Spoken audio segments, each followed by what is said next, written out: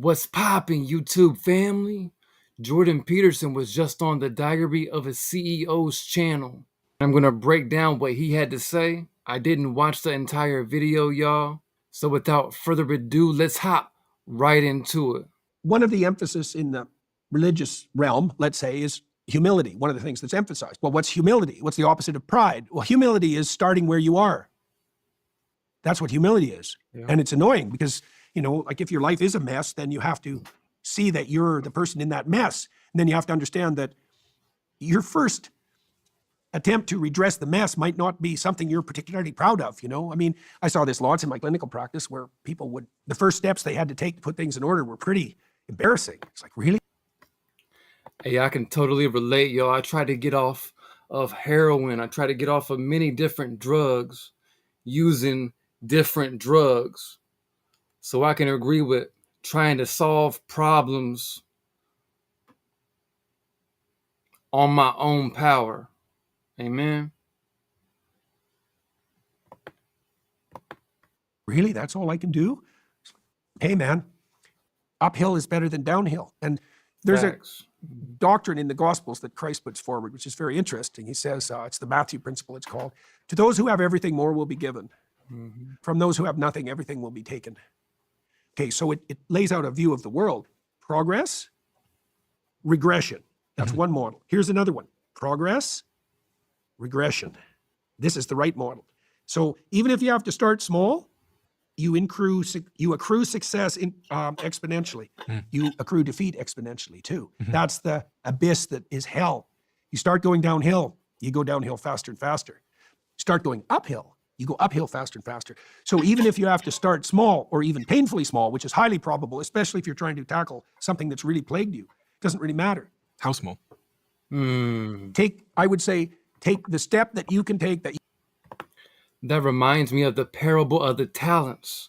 The one person who had one, he turned it into two, or the person that had five, they got more. But the person that hid the one talent they had was taken away from them. So even starting small, with the one talent you do have, multiply it. Even if it's a baby step, turn that one into two, turn that two into four. Just make sure you keep going up, adding to that one or that two or that three, turn that three into six, just add a multiplication to it. Amen.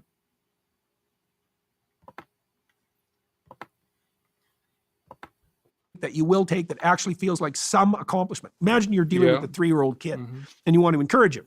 Come on. You want to set him a task that you don't want him to say, Dad, I could do that when I was 2, right?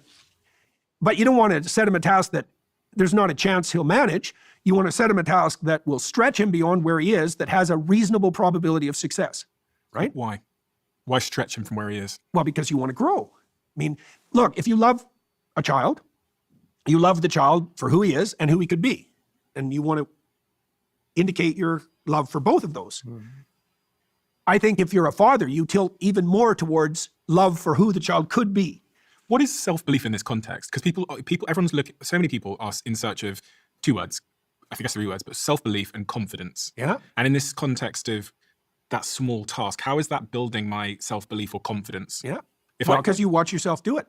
And that does what to me? Well, look, if you see someone, a friend, who is continually incrementally improving, you're going to, maybe you'll be jealous and resentful and bitter and miserable and try to undermine him. But assuming you're not like completely encapsulated by dark forces, you'll think, oh, that's admirable.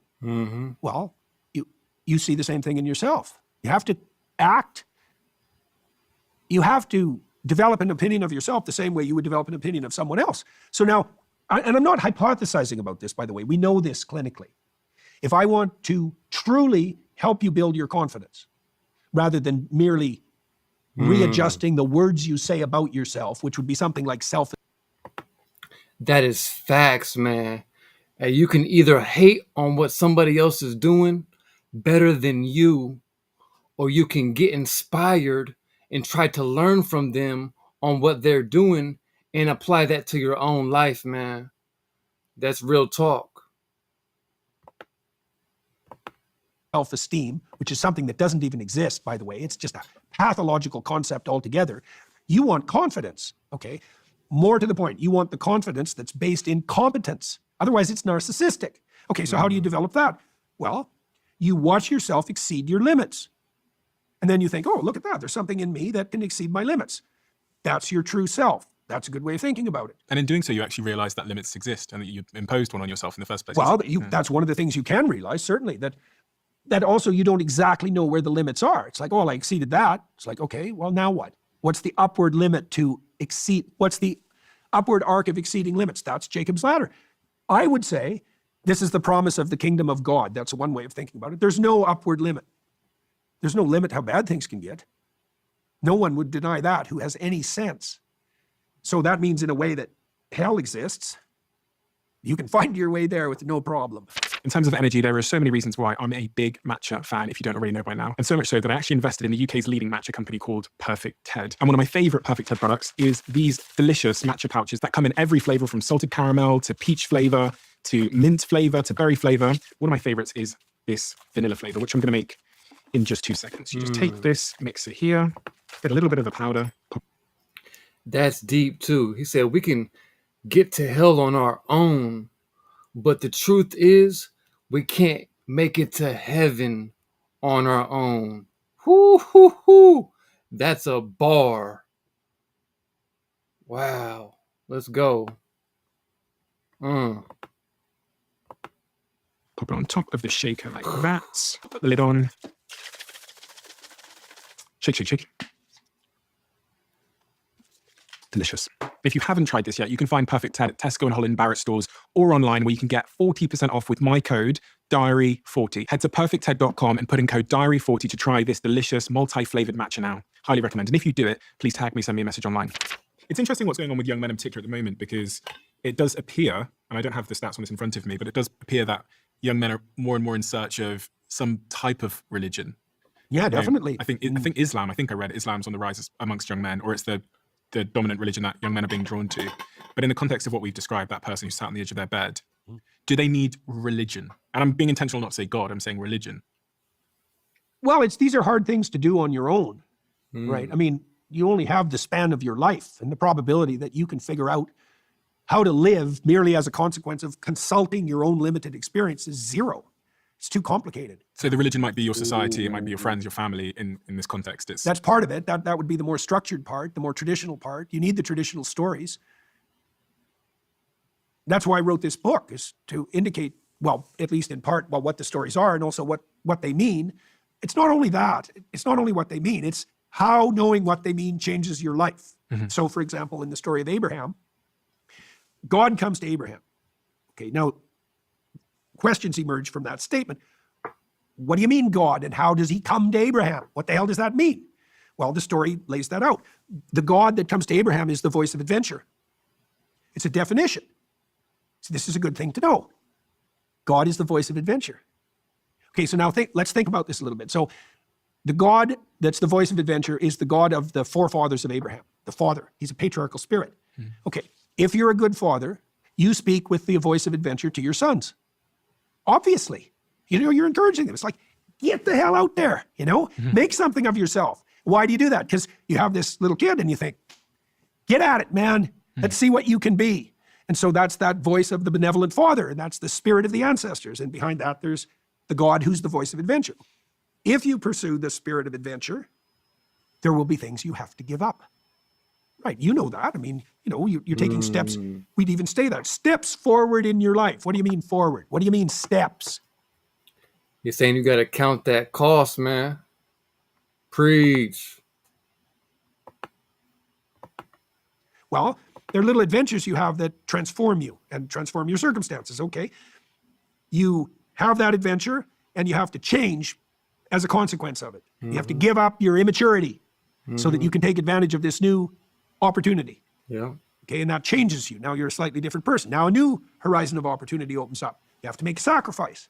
It's like, okay, looks like if I'm going to do this, I can no longer afford this. Well, Abraham changes so dramatically that he gets a new name. He starts as Abram and he ends as Abraham. Abraham is the father of nations. So what's the moral? If you pursue the spirit of adventure and make the proper sacrifices, you become the father of nations.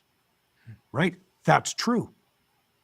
There's a really interesting. I grew up as religious until I was 18. I say religious because the term's difficult to define to me. But my mother's was believed in God. She was Christian. My father's Christian. And at about 18, I started reading a lot of Richard Dawkins' books and other people's books. And I got to this place where I think I was atheist by the definition of I didn't think there was necessarily a God. And now I find myself in this place of being agnostic. Now, when I think about the Bible as a compass or as a guide, the part of my brain that's like rooted in this, like, I need evidence for everything, goes, is this just a book that a bunch of men wrote thousands of years ago when they were sat around a campfire or whatever? And if it is, then it's just one person's opinion, as much as any self-help book on a shelf is one person's opinion. Well, okay, let's take that claim apart. I mean, yes, it is stories that people came up with thousands of years ago, but no, definitely not one person's opinion. Definitely 100% not, because these stories have been transmitted over millennia and organized and edited and transformed by a very large number of people. So it's, at minimum, it's a massive collective effort. And it's a collective effort undertaken by arguably the most literate and intelligent people there are, and that'd be the Jews. Why would I listen to the Bible more than I'd listen to something Socrates wrote or any philosopher? Oh, there's a huge overlap between the Greek philosophical tradition and the Christian tradition. I mean, Western culture is the amalgamation of Greece, Jerusalem, and Rome. So, and the early Christians saw tremendous parallels between Christian theology and Greek philosophy. Where do you think we come from?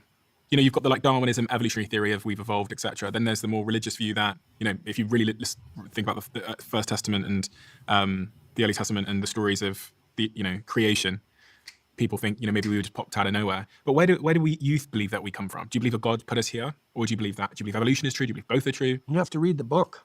Yeah, but I want to. Yeah. I know, but I'm not trying to be a smart aleck in that response. It's a complicated answer. Yeah. Right? It's a complicated answer. I think that we're guided by the spirit of meaning.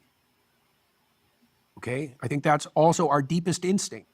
That's somewhat Darwinism. Well, I had a rule for this book, is I didn't make any claims about the biblical stories that I couldn't justify scientifically. I don't think there's a conflict.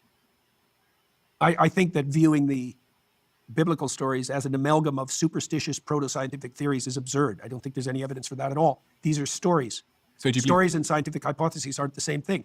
The Lord of the Rings is not a scientific hypothesis, but that doesn't mean it's not true. Do you believe my great-great-great-great-granddad was an amoeba?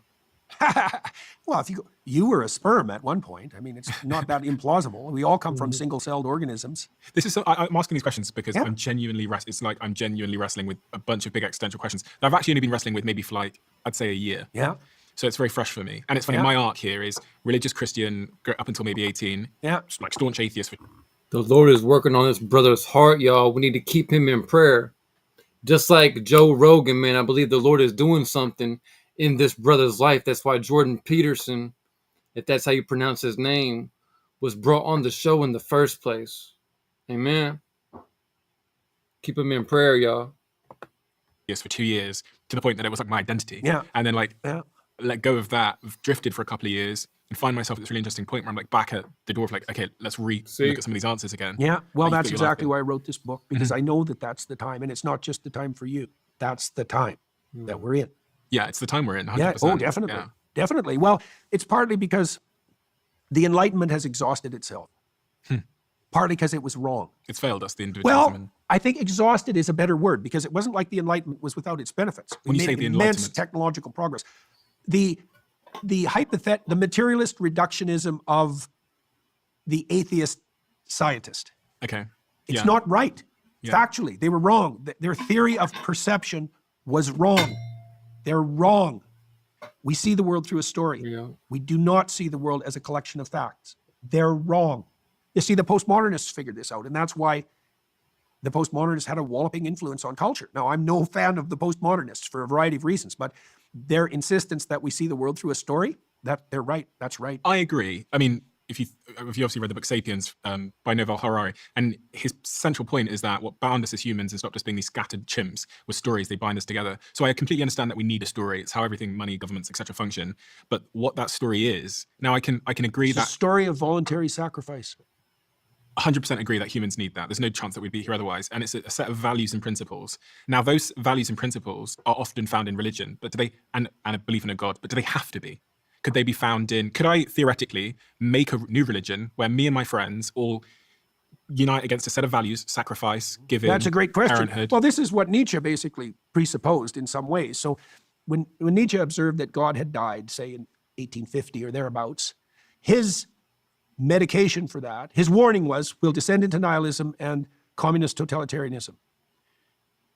And that was exactly right. Maybe a mindless hedonism in there too. Dostoevsky concentrated more on that. Nietzsche said we'll have to create our own values. We'll have to become, that's what the Superman is, the Nietzschean Superman, the man who creates his own values. Mm-hmm. Try. See what happens. You can't do it. You can't create your own values because values are real. They're not arbitrary. They're not relativistic. So imagine this. Imagine there's a very large number of games that could be played, like an infinitely large number. But there's a very small number of games that people want to play. And then there's even a smaller number of games that sustain themselves and improve as you play them. Okay, so that's like a landscape. You can think about it as a landscape of potential patterns of interaction. You could even think about it as a landscape of potential tribal affiliations, right? The rules of those games would be the principles of the society. Okay, now your question is, could we come up with our own set of rules? And the answer to that is no. Why? Because the sustainable, abundant playability of a game is not arbitrary. So for example, if you want to get along with your wife, she has to want to play the game you're playing. Mm-hmm. Okay, now there's lots of games you could play that aren't going to fit that criteria. Yeah. Now then imagine it's even worse though, because to get along with your wife, she has to want to play the game you want to play. But both of you have to play a game that works today and tomorrow and next week, next month, next year, right? And then you have to play it with your kids and your parents and a bunch of other people. So can I ask then, so is it the case that humans are designed in such a way where there's a certain set of values and stories that are most conducive with their reproductive survival? Yes. And so if that's true, and I completely understand why that would be true, because it's true for all species. Like there's a set of stories and narratives, probably in my dog, if you go back to 100 years from when his ancestors were in the wild, that he needed to subscribe to reproduce, to be a dog and to survive as a dog. Yeah. But so the question then becomes, where do those values come from? Are they innate within us because of our environmental factors? So I need to be this way because of the environment I live in so that I can have sex with somebody and reproduce because of I have 2 arms, 2 legs, etc. I'm this advanced chimp. Or do they come from above somewhere and they're granted down to me? Because if I look at every animal... Not or, and. Oh, and, okay. Yeah, it's the same thing. You're looking at the same problem from 2 different perspectives. It's and. Yes, they're handed down from on high. Yes, they're instincts. So who are they handed down from? Well, the religious... Do you struggle with this question? Well, it's a complicated question. But do you struggle with the answer? I struggle with making the answer simple enough to offer rapidly. Are you clear yourself on it? Not as clear as I could be. What is it you wrestle with? Well, clarity is part of it.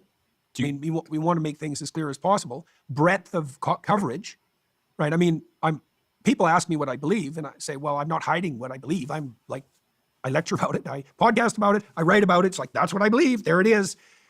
Is there obfuscation in that? Well, partly things are complicated, so it's very difficult to give short answers to complex questions. You tend to if you give short answers to complex questions, the answers tend to be symbolic. Yeah. You have to say something like, where do they come from? It's like, well, they come from God. Now, is that a useful answer? Well, it's a short answer, so it's useful in that it's short. It begs the question, what do you mean by God? Oh, we could return to that. In the story of Abraham, these are definitions.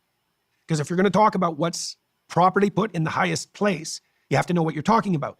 Okay, in the story of Abraham, the voice of adventure is to be put in the highest place. Mm-hmm. And if you follow that, then you become the father of nations. That's reproductive success, right? So that means the idea is that there's an alignment between the instinct that calls you to adventure and the probability that you'll be attractive to women in the manner that ensures the survival of your descendants. And is that an environmental? It's both. It's both. It's both.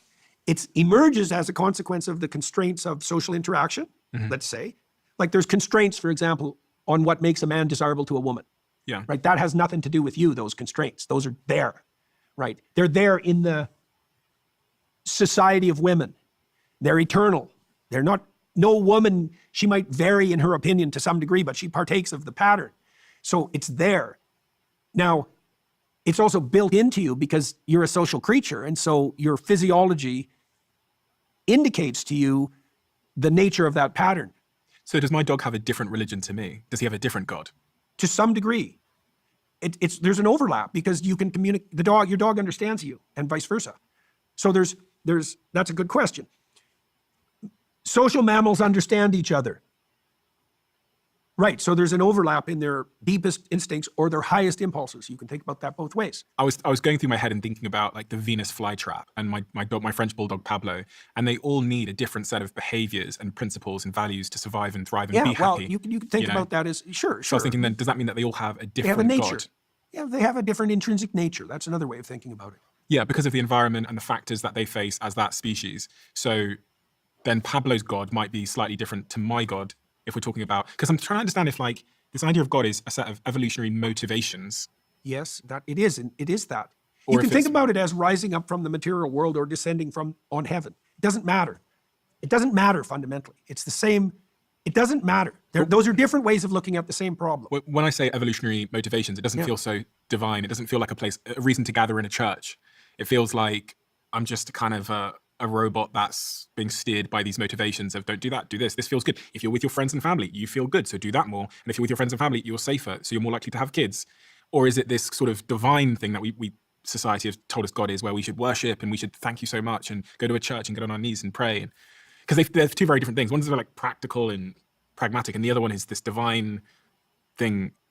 Okay, here's one way of thinking about it. So I mentioned that in the story of Abraham, God is the call to adventure. Okay. Am I the only one that hears this brother has a lot of good questions, right? It's like he's really wanting the truth, and he was raised in a Christian family, and getting the Lord has graced you to receive at the time you were meant to receive it is a totally different thing.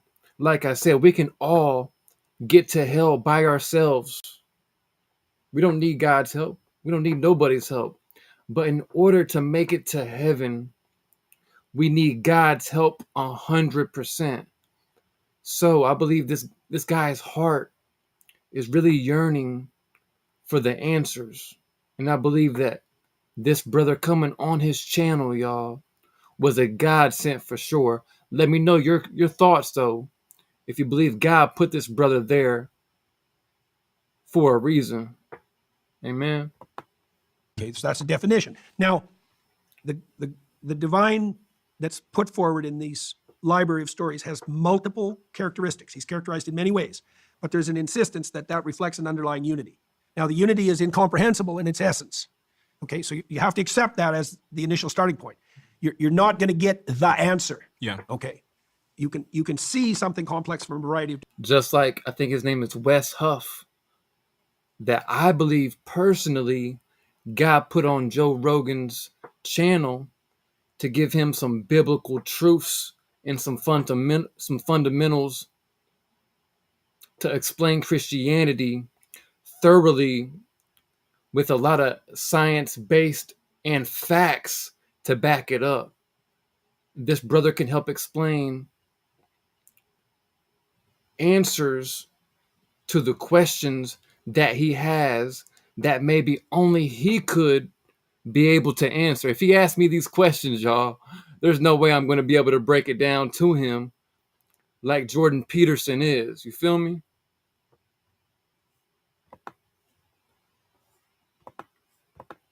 Of different perspectives. Okay. In the story of Noah, God is the impulse that comes to the wise to prepare when trouble's brewing. Yeah. Okay, okay, so now you can think of that as an instinct. You can think about it as Gut instinct, intuition. negative emotion, Yeah. anxiety, but it's more than that because you can be afraid of something that isn't real. Yeah. Okay, now you might have to ask yourself, okay, what are the preconditions for your fear? What are the preconditions to the validity of your fear? So you're afraid, and you should be. Well, let's say that's a characteristic of someone who's wise.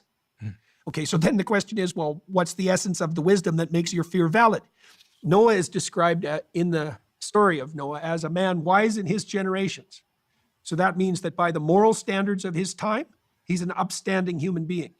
Okay, so now you can imagine that means he exists in harmonious relationship with his present self and his future self. Okay, that makes him mature. but then he also does that in a way that serves his wife and his family and his community. Mhm. So his self is balanced and optimized across those parameters. That makes him secure in his foundation and properly oriented. If you're secure in your foundation and properly oriented upward, then there's no difference between the voice of the divine and the instinct that preserves you in times of trouble. But you see, you can't exactly get there by the mere bottom-up materialistic notion, because you could think about the fear that guides Noah as an instinct, but the instinct is pathological unless it exists in this wider moral framework. Because then you could have the fear of a coward. Well, that's not helpful. The wider moral framework, could that wider moral framework just be, I'm in my DNA, I'm hardwired to want to reproduce? Because Yeah, but even reproduction is, see, this is, I think, where Dawkins went dreadfully wrong. Sex and reproduction aren't the same thing for people. not anymore, certainly. Well, not at all, because we're high investment reproducers. Sex just gets the ball. I'm gonna fast forward a little bit, y'all. And such, but in a simple way that I can understand, do you believe in a man in the sky, motivations, and turn them into these stories that guide us? Why just?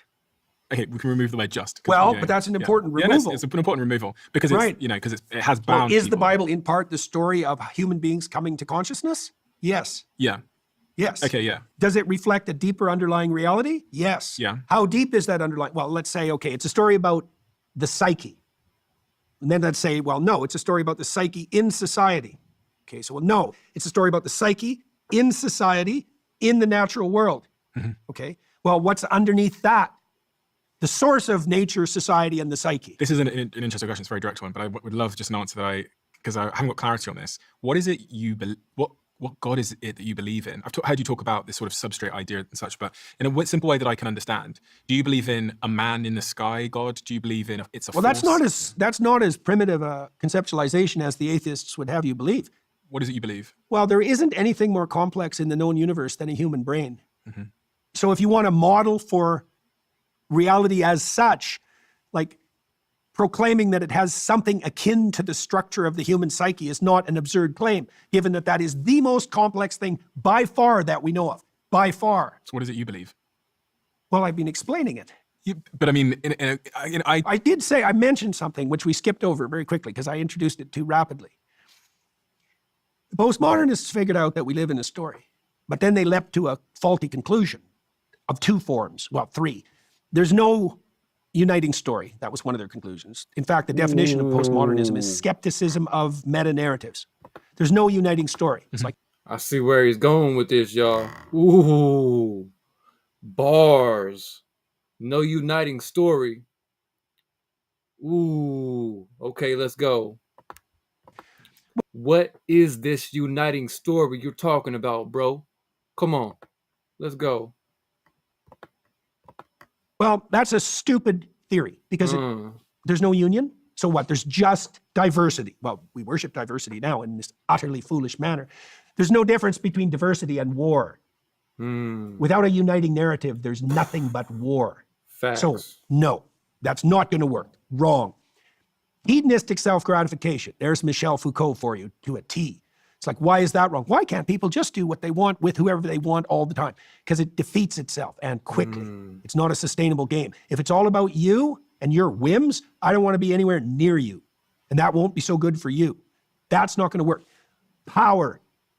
That's really where the postmodernists landed with their, what would you say, temptation to turn towards Marx. It's all about power. It's like, first of all, that's probably a confession, if that's what you believe. And second, no, it's not. Try tyrannizing your wife and see how well that works for you. Try tyrannizing yourself and see how successful you are.